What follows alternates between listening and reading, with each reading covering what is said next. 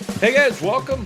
Muskie Road Rules podcast and Patreon. Guys, thanks for tuning in and thanks for watching. And you guys that are members, we really thank you for subscribing to the Patreon. And this podcast tonight is one of the reasons why I'm so excited about doing the Patreon deal. I've got Jake Erickson on from Fish-Lectronics, and we're going to talk about some different things and with your boat when setting up electronics and how to go about it. Everything from transducer placement to getting good power and even some of the basic functionalities of the units. And hopefully you'll be able to see some of the examples here that he's going to show and we're going to talk about. So this right here is a big part of it. Tonight, we're going to dive into the Helix unit from Humminbird. It's a real popular unit. It's one that now they have kind of discontinued, but it's one that a lot of muskie fishermen have bought for years and years and years. They've got a new Explorer series that they're coming out with this year. And I'm going to try to do these with Jake for the Humminbirds, the Lowrances, and the Garmin series of graphs. And we're going to talk about their functionalities, how to set them up, and how to make them work better for you when you're on the water. So let's say hi to Jake here. Jake, where are you? There you are. Hi, Greg. Hi. You look very cold. What are you doing? I'm sitting in my boat, looking at my units, waiting for summer. That's what I like to do. Sit in the boat and look at my unit and see what happens. Now, Jake, you did tell me before the thing, you're sporting a new look right now. What the hell happened to your teeth? I got in a little snow machine accident a couple years ago, and suppose the glue finally let loose when it was -20 the other day, and I'm looking a little tough. Well, you know, like I told you before, you are in a hockey state, and I think, you know, unlike me being from Kentucky where it's a hygiene problem, you guys, it's more for, you know, fighting. Definitely comes about, but glad you could come on here tonight. You know, it's a little bit later and stuff. I'm glad that you could come on here and we could talk about this stuff. This is stuff that I think everybody has issues with. Everybody has questions when it comes to electronics. There's just a ton of stuff that people don't know, and especially with the newer stuff coming out and even the older stuff. I mean, there's some basic functionalities and even transducer placement. You know, that's all a huge part of this, right? Yep, for sure. I mean, it's one of those deals that I think that everybody's going to have stuff, and I think would be remiss if I didn't talk a little bit though about Thorn Brothers. You know, the place you work for, Fish-Lectronics, which is also owned by Thorn Brothers. I mean, you guys sell just an absolute ton of electronics, right? Oh yeah, it's got to be one of the most in the state, if not the most, I would assume. But yeah, it's a pile of electronics. I can't tell you how many screens we sell, let alone install a year. And same with trolling motors and batteries and everything. Yeah. So what is your official title? Are you like installer extraordinaire? Yeah, I would just call myself one of the riggers at Fish-Lectronics. Make sure you pronounce that right. That's make sure, emphasis on certain letters. You go in there and yeah, I mean, I've talked to you a ton about different stuff. I know you've helped clients of mine out rigging their boats and Yep. and just knowing where to put all this stuff and how to run the wires. I mean, I've always said, if you look at the back of my boat, if I took the cap off of it in the back, I just want to vomit because I know there are wires back there that are ran to nothing. I've taken them off and like followed it, and all of a sudden it just comes to a broken end. And I'll be like, oh, well, I guess that doesn't go to anything anymore. So that's the thing. And, you know, Thorn Brothers, you can go to their website. I got it on there, thornbrothers.com. And they probably, you guys are the most knowledgeable or some of the most knowledgeable guys I've talked to about this. So let's just jump into this. And I think the first thing to talk about is the transducer placement. Yeah, and sure. Why is that so important? And what do you have to say about it? I'm going to bring up a picture here that you sent me. Yeah. So that's my personal boat, and I actually learned this from one of the guys that works there. But if you pull up the other picture of the transducer, Greg, Sure. where it's flat. Okay. So the flat picture is that's how Humminbird says to mount your transducers, have them level with the bottom of your boat. And one thing that I've found, without running a high speed, without running a multiple transducer setup, just because I'm bare to the bones, Mm-hmm. mounting it at an angle like this from your transom has been a huge deal for me in getting my transducer to shoot underneath my motor without having to trim it up a ton. And it's obviously not perfect, but it's made a big deal. And then I personally have my transducer mounted on the back left side of my boat so that when I'm musky fishing, I can see fish in a figure eight better. It gives me everything that I can want to see right at my feet.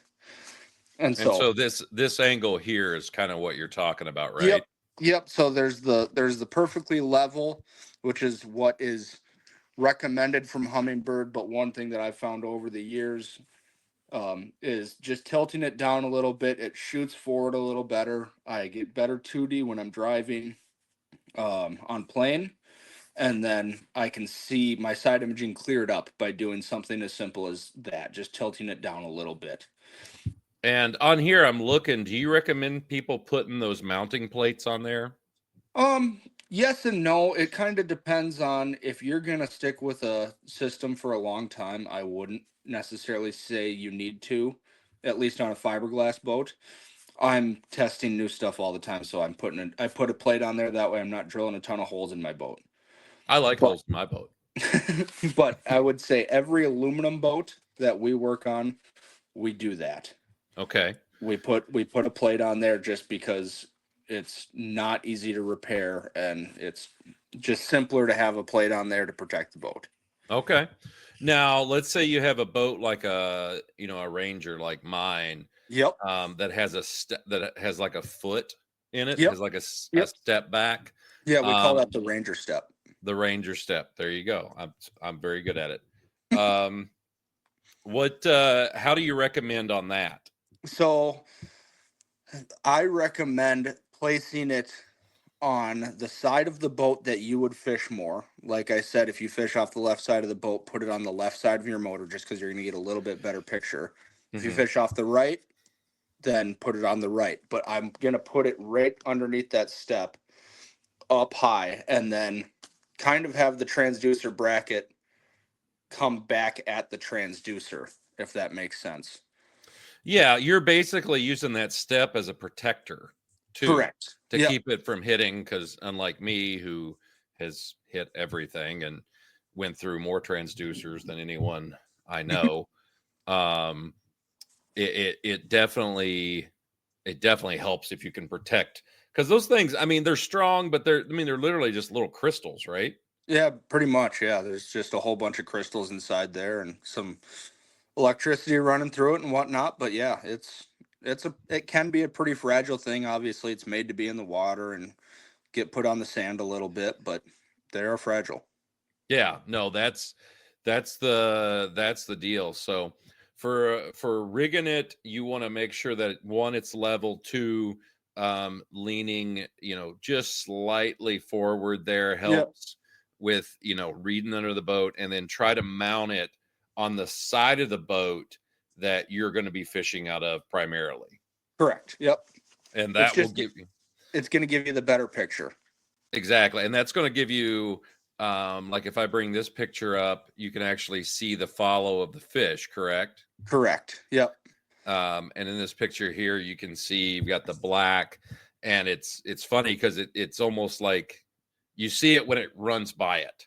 Exactly. A lot of Exactly. people are like, well, I can't see a follow with that. Well, you can, but you don't. I mean, it's not like you see with live imaging.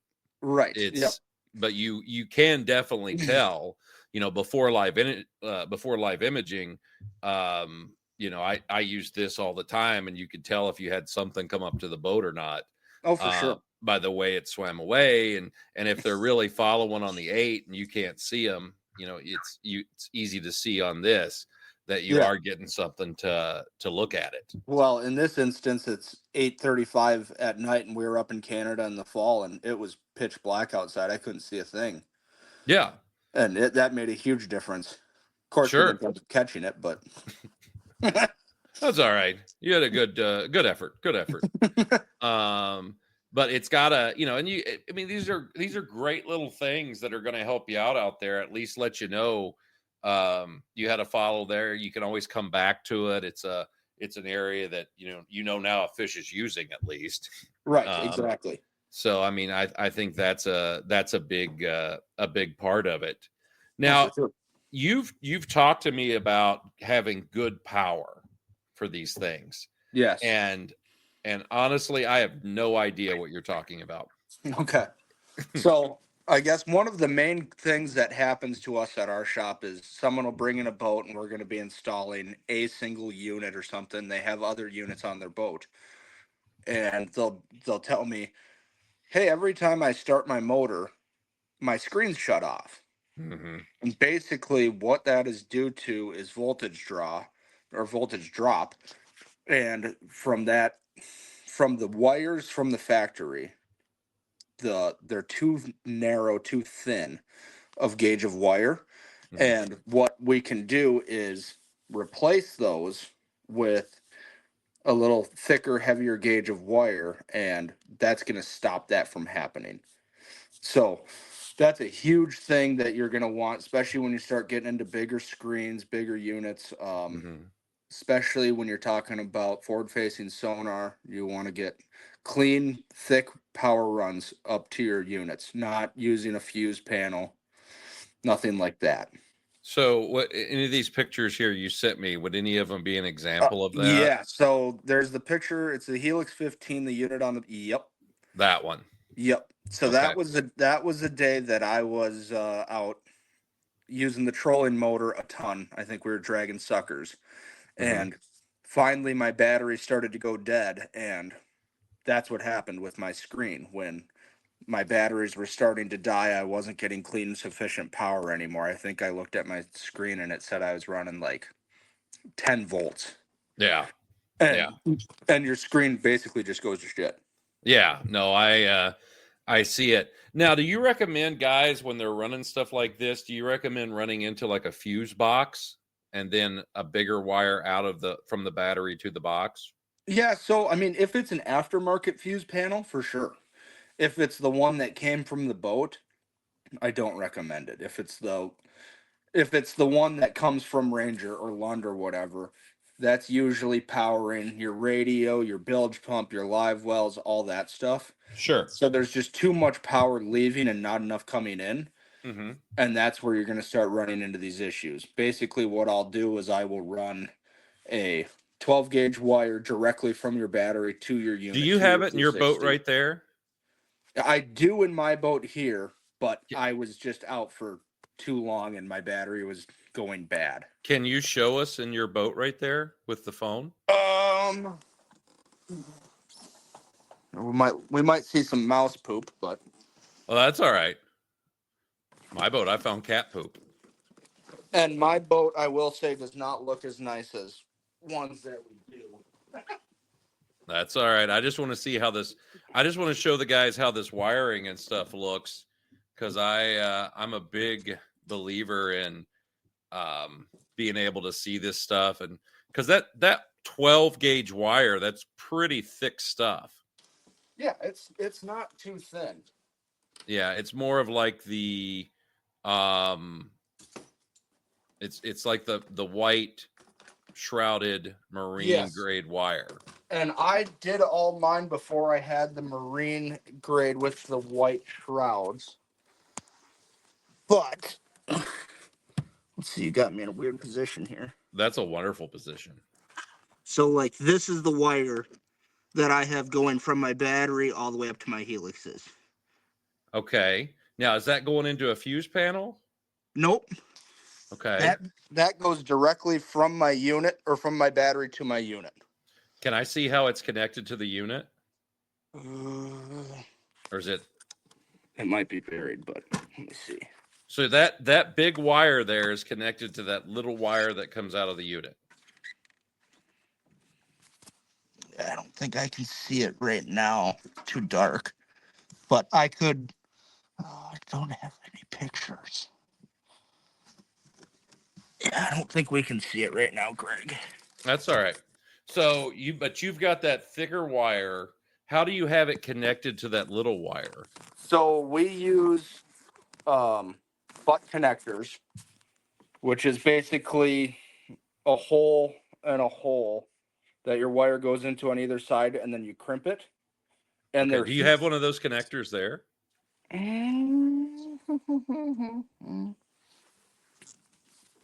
Yeah. The ones we use at work in the marine industry, so get kind of like this. Sure. Okay. Is that Makes the one sense? that you melt? Yes. Yep. So the ones that this one is not a heat shrink connector, Okay. but basically the way you want to do it is use a heat shrink connector, and that's going to keep any corrosion, any water, or anything coming from it coming in. Sure. No, I get that. And so are you running a house battery too? I am not, because I haven't wanted to splurge on it yet. Okay. But most 95% of the boats that we do, I do run a house battery. Okay. And what do you recommend for a house battery? I would say 100 amp hour at a minimum for, two, 3 screens, 100 amp hour at a minimum, and a 12 volt battery, especially if you're going to do direct power runs. You don't need that 16 volt stuff. Okay. That 16 volt batteries, they are good for when you need, or when you're going to have that voltage drop. Mm-hmm. That voltage drop will get you down to your 12 volts, and then you're going to have clean power.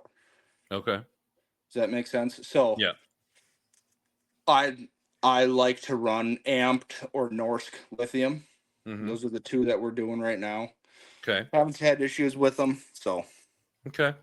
They the lithium, I got one that's like a 200 amp hour, and it's been great. Right.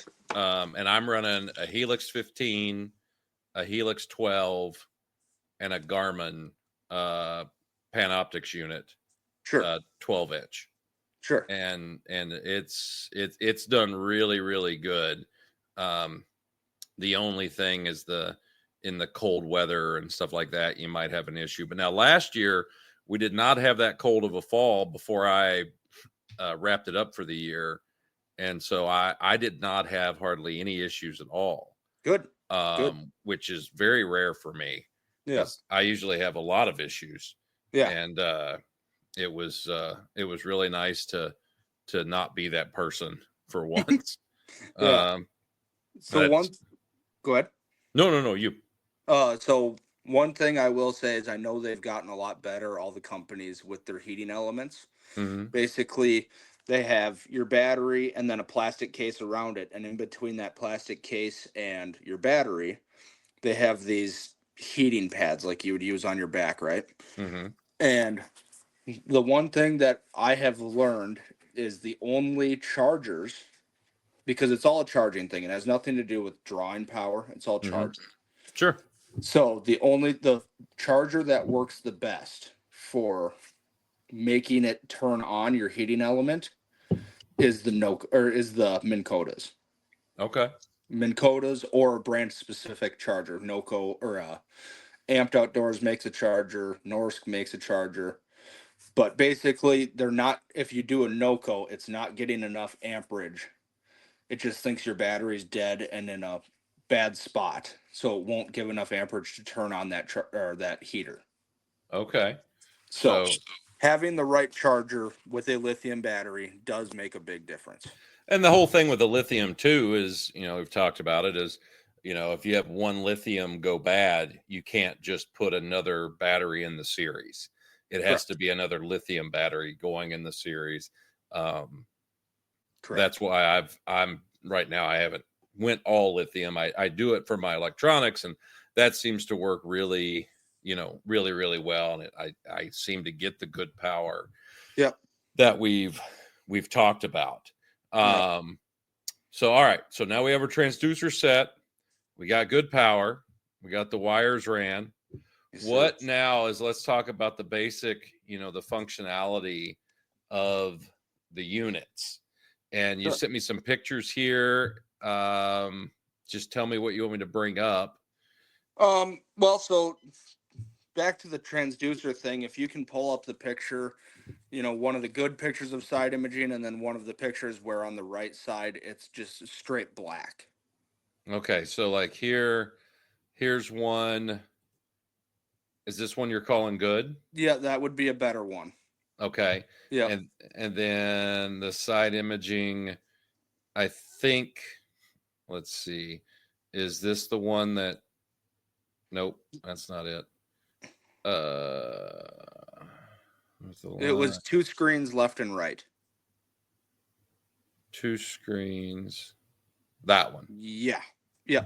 Okay. So basically, if you're seeing a lot of what you see on the screen right now, that's a good candidate for adding a second transducer to your boat, and having there's a Y cable for side imaging that's a left and right transducer, and basically that's going to make it so your transducer on the left side of your motor is only shooting to the left. Your transducer on the right side of your motor is only shooting right, because that black will be from your motor. So so the motor is blocking the view, and so you're not getting a good detailed image like you would here. Sure. Yep. Where you're seeing, this one's set at 90, 98 feet out both sides. You're seeing the good. You see you can see the hard, soft bottom transition. Yeah, for sure. You can see way out. It's all fine. You're in 30 feet of water and you're getting a night. You don't have much disturbance, Right. which a lot of that comes to, and this is something that it took me a while to learn because I'm very stupid. The hertz, the kilohertz mean a lot when it comes to this. And I don't think people realize that that's how much those kilohertz right below 1105 actually mean, because that really helps when you're in deeper water. You need to drop that down for sure, or you're going to get incredible interference.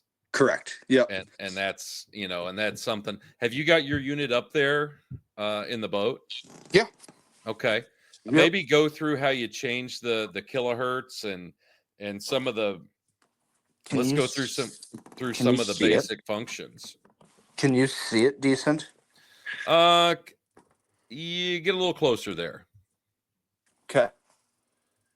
Can you see that? Yeah, move down some. Right there. That's perfect. Okay. So I'm going to take it off of my normal settings so that we can see a little bit of color to it. Okay. So you can see my transducer's moving, everything's working. Yeah. So, and you'll hear it click too, right? Oh yeah, for sure. It's clicking like a son of a gun right now. So right here is going to be your kilohertz. Right now I have it set to my deepest stuff, but it's super easy to change. Your check mark, which is on every Helix unit, you're just going to press that. That changes it to 780 to 840, and you can see right here where it changed. Yeah. And then I will change it into the mega, and it just changed.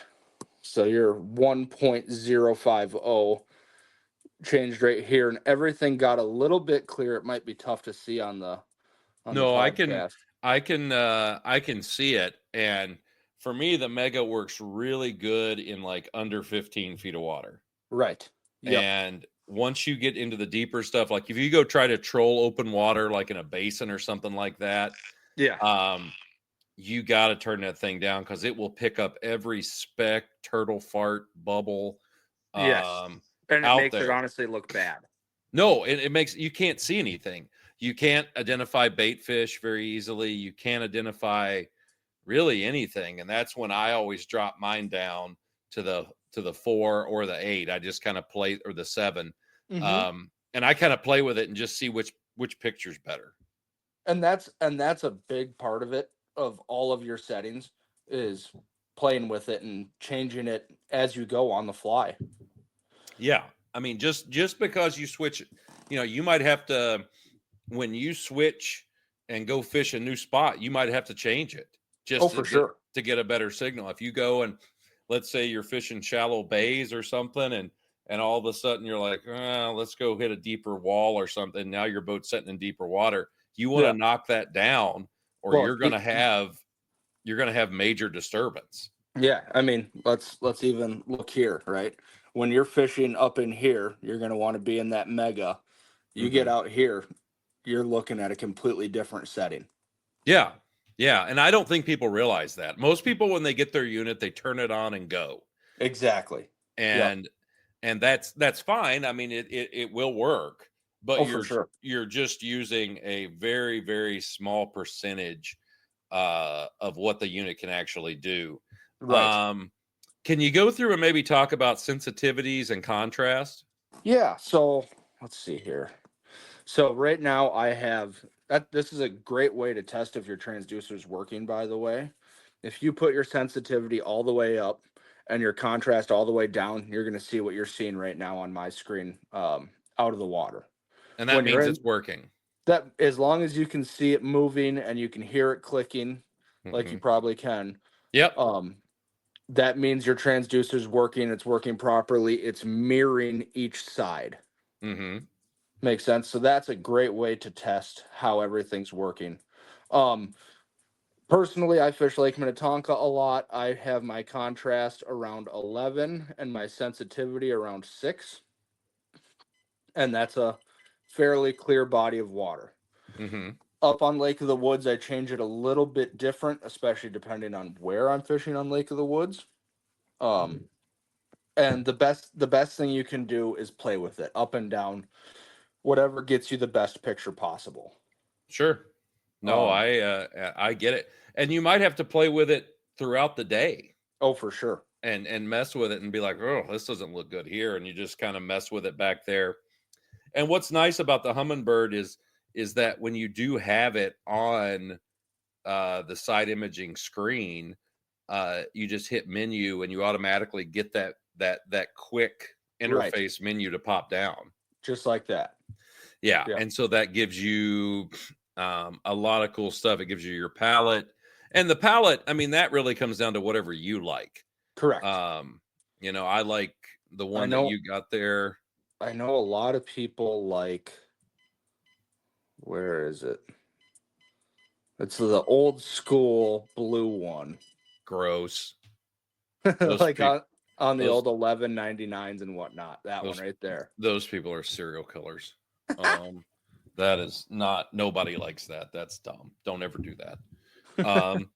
And then, well, what about like screen speed? Should that be adjusted? How do we do that? Yeah. So you're going to do that in the exact same spot. It's all going to be in your chart speed. Okay. Right now, I run mine at about 5. I run my boat at about 5 or about 1 mile an hour, maybe a little bit faster. And then I'm going to increase my chart speed. If I'm going to be, dragging a sucker at whatever, 0.3 miles an hour, working it really slow, I might bring that down a little bit. Or I'm trolling matlocks and I'm going to be going 3 or 4 miles an hour. I can bring that up a little bit. So what would let's say you were trolling, let's say 3.5, 4 miles an hour. What would you bring your chart speed up to? Probably about a 6 or 7. Okay. So pretty fast. I think 10 is a little bit much, and you can see the screen, how much faster it moves. But I think probably around a 6 or a 7 is going to be where I'm running mine. Okay. Just because it gives me the most current information. Okay. And you're still going to get nice shadows. You're still going to get nice marks and I will say everything at that speed can be elongated. Yeah. Right. Yeah. You're not sitting still in a little cove, right? Sure. Exactly. So, I mean, if you're going slow, you don't want that thing to be moving super fast, because then you're just going to get a lot of blurred images. Exactly. To get your best pictures, your speed and your speed of your trolling motor and your speed of your chart have to be matched. Yes. That's going to get you your best images. Yeah, that's going to make everything look the best. Right. With the Humminbird, what are like some of the questions that you get, especially in the shop, on people that, they're like, I've got this unit, how can I get better with it? Well, so I guess for people that are like, say, learning side imaging, one thing that I always tell people to do is go out on a lake that that has rock piles, that has weeds where where they are, Mhm. right? So that way okay, there's gonna be a weed line off to my left. Now I can figure out what that weed line actually looks like. Mhm. Same with rocks. What do these rocks actually look like? Sure. A great thing is docks, bridges, because you can see all of those pilings and whatnot, and it'll teach you. Now, you gave me an image here of something on the Let's side imaging. let's see. Yes, so that is actually a boat lift that was dropped off of a barge on Lake Minnetonka. That's about 30 feet of water. Looks like somebody that was a when they hit a boat wake was an oh shit moment. Exactly. Um, And so you can actually, it's a little tough to see, but you can see, I would assume they'd be bass um around the boat lift, around mhm. like the wheel. Yep, the little So white, now, for people looking at this, the little specks that you see there, the brighter specks in the water, that's what you're referring to. yep, yep. It's a little tough to see the shadows in there, but yes, those specs I would assume they are bass. I haven't ever went and investigated, but Yeah.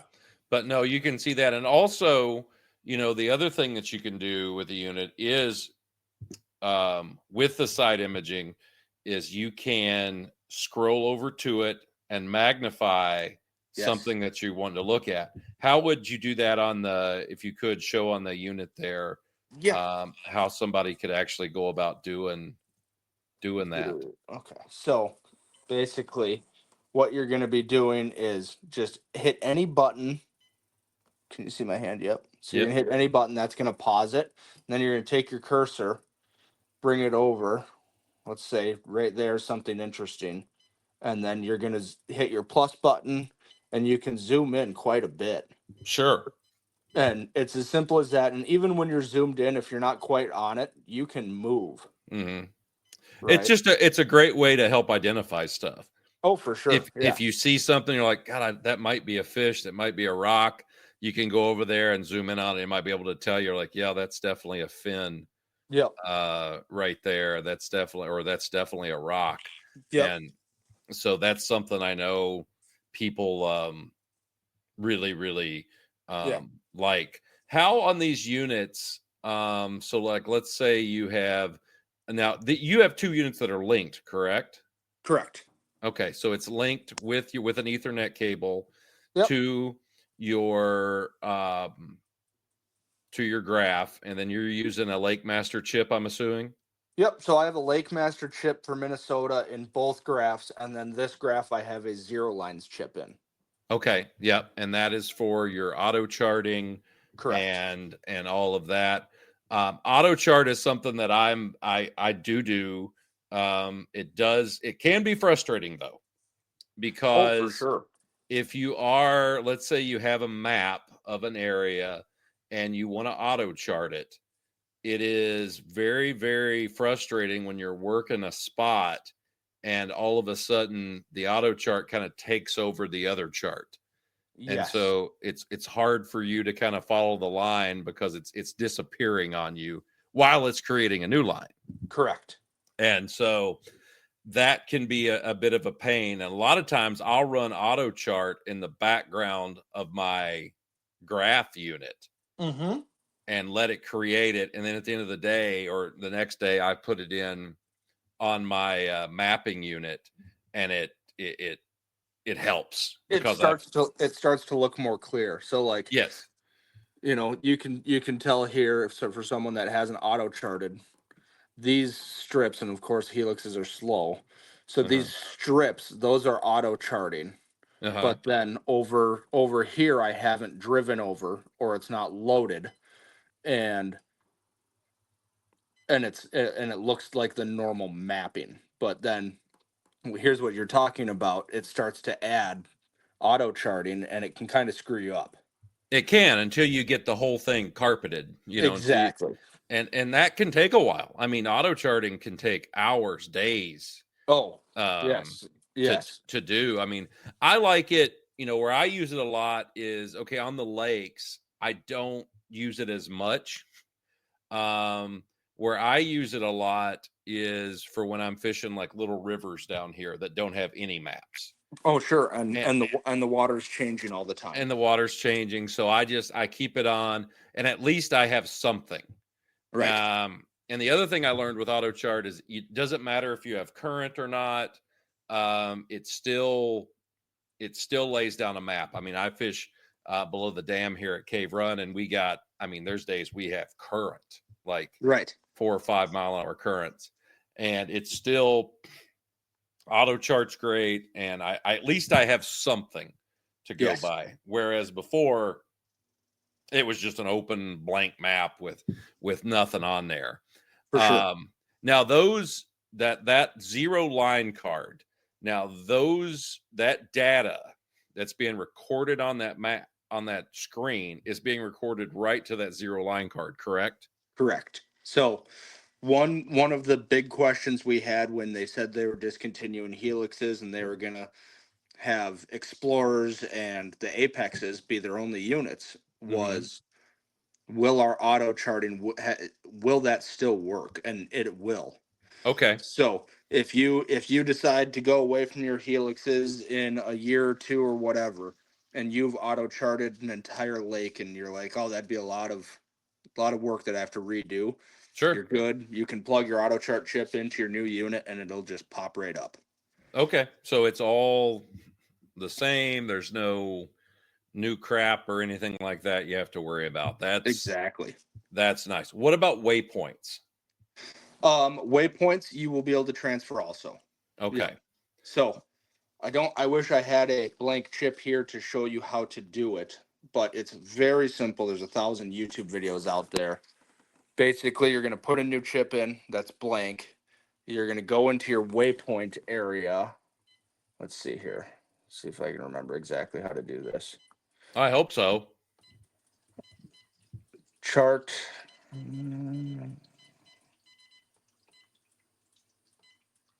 Okay. Get a little bit closer there. You're going to go in your menu over to navigation. Waypoints, routes, tracks. Click your over button. And then when you have a new chip in here, you'll have a spot that says export. And all you do is you click export, and it'll save everything onto your chip. And then if you go to somebody else's boat or something like that, a buddy's boat, you can be like, hey, I've got some waypoints here. You can put it in, load it onto his unit. Yep. And as soon as you put that new chip in, a deal will pop up, and it'll say, would you like to import? You click yes, and then they're on there in 4 minutes. Okay. Super simple. Yeah. Well, no, I mean, they do make them very, they do make them user friendly.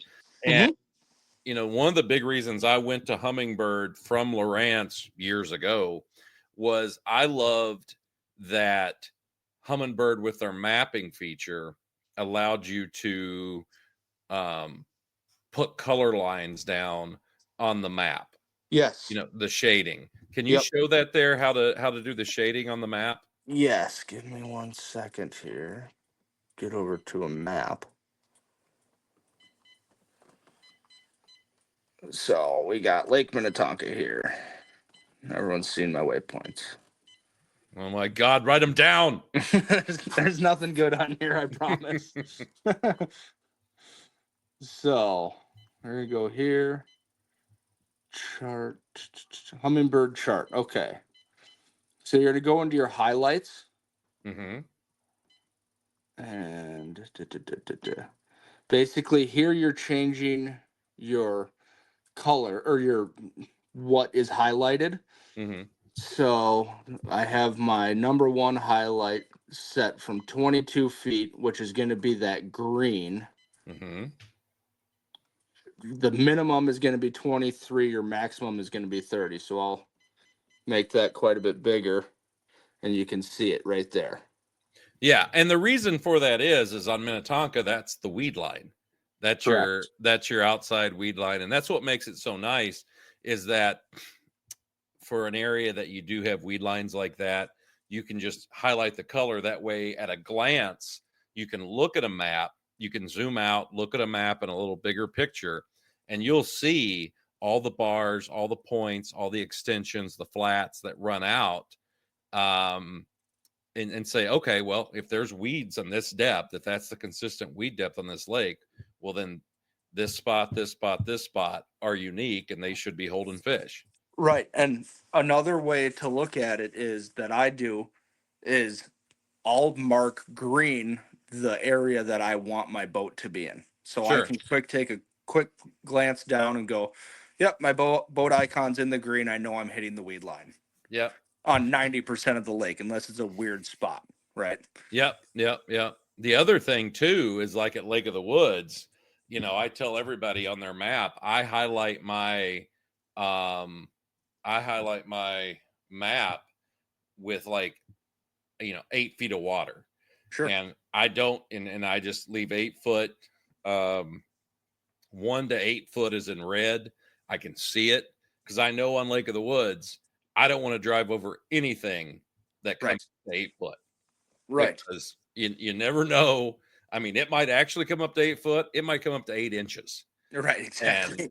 And so it for me, just as a driving and just for if the maps marked correctly, and a lot of them are, but now here's the other thing. These maps aren't the Bible. They're not perfect. They're good, but they're not perfect. Exactly. I found a rock last year that was how I have not hit this rock is I hit it, but I hit it going like 2 mile an hour, getting ready to take off. And the map says 30 feet. And I've driven over this spot God knows how many times. I mean, I'm talking 100 times I've driven through there. And it's a big, giant granite rock that is probably, I don't know, 8 foot around. Mm-hmm. And it's just, it comes up to like 1.5 feet. And how I have not hit it, I mean, it is like, I did not like it when I found it last year. Because I just started thinking about how many times I've driven over or around within, I know I've driven within 2 feet of it. Oh, for sure. On plane. And so, I marked that one, skull and crossbones. Yep. But, just by putting that 8 foot, or like I said, 1 to 8 feet, I highlight, it at least gives me, I at least feel good about, okay, that area over there looks a little raunchy. There's a lot of little red spots coming up. I'm just going to avoid that on plane. If I go in there, I'm going to go slow, trim the motor up a little bit and see what we got. Exactly. And I encourage that for anybody, no matter what lake you're fishing. It's probably good to do that because, you don't want to hit that shit.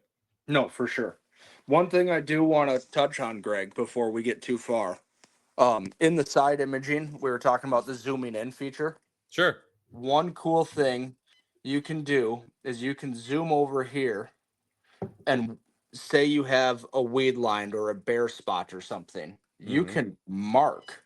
That'll mark a waypoint over there, not at your boat. Sure. And then I will do that in a line, and that helps me remember exactly where I want to run my boat or where that bare spot is or where that weed line is. Yeah, no, I mean, it's a great thing. Like if you're just exploring or if you're trying to learn a spot, just driving through at an idle, you can just quickly, let's say you're in a bay that has like scattered cabbage in it. Sure. You can drive through, you can see all those cabbage patches and just, scroll over and just start dropping waypoints all over the place. And that way, when you're done, after about 20 minutes, after, making a few passes through there, you've got that bay marked out like you've always fished it, Exactly. like you fished it forever. So it cuts the learning curve a lot. These units do. I mean, it's pretty amazing actually how much it does. Oh, for sure. It's incredible. You can find a lot of stuff out by them. Yeah, no, it is amazing. And like you said, if you've got the transducer located in the right spot, you've got good power, so you're getting enough juice going to the unit, and you're getting those good images. Like how much juice, how much voltage should those units be getting? If you can be getting a constant 12 volts, you're going to be in great shape. Yeah. When my motor's running, I'm going to be running around 14, 13 volts. Sure. And it's a good thing because now I'm charging my battery, right? Mm-hmm. That's what that's all about. But if you can be a constant 12 volts, and that does clear up your picture too. Sure. I agree. I've seen it. I mean, when I would have batteries go dead, I always for me, I personally like to keep the voltage on my screen. Yeah. So I can see where it's at. Mm-hmm.